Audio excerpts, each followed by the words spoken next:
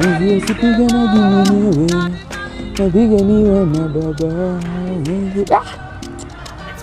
Tangu asubuhi hivi hata mteja mmoja. Mungu nionekanie basi. Bado sasa ni kwa ngumu hivi. Nilisikia kuna mganga hapa.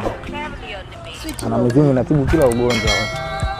Basi nampata wapi mganga? Huyo mteja huyo. Kilinge. Odi baba. Karibu mjukuu. Karibu. Mizimu imekuona tangu mbali. Karibu mjukuu. Asante. Ndio bwana mimi nimekuja bwana. Mimi naumwa ila nahisi ugonjwa sio kawaida, nimerogwa. Ongea, mizimu inakusikia. Nautia Isugu mganga hapa. Isugu? Hospitali umejaribu kwenda? Hapana, ndio kama sio kawaida. Mara moja hapo. Njaribu kumuuliza ChatGPT hapa tuone. ChatGPT nimuulize. Ugonjwa umeanza lini? Kama sasa hivi na wiki 2 inaisha. Mungu akusaidie ndugu yangu, hapa ChatGPT mwenyewe ananiambia utumia Azuma. Yaani hapo bila Azuma kiboi. Yaani umesikia? Azuma tumia Azuma. Ukishaona kama Azuma bado, na ushauri kama uende kwenye maombi, sawa? Ni hapo mpaka maombi. Alafu shafanya maombi na hisi tutakuwa sawa.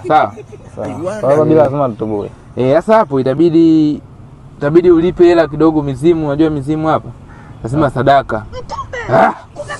Unalipa kwa keshi lakini. Mizimu haitaki keshi, kunalipa namba utaskani hapa. Unalipaje sasa? Hapo unalipa kwa simu. Una simu yako hapa? Scan QR code hapa. Scan QR code ya M-Pesa hii. Kweli. Jina Mganga Emmanuel. Emmanuel Mambusi. Jina Mganga Emmanuel. Kwisha kabisa. Imepokelewa na mizimu. Asante.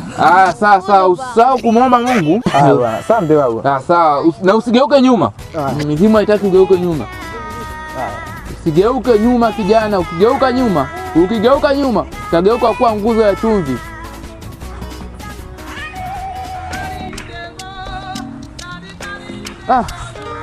Asante Mungu, nikulipe nini Bwana kwa matendo yako makuu. Bila Mungu kumtendea muujiza usije kula nini.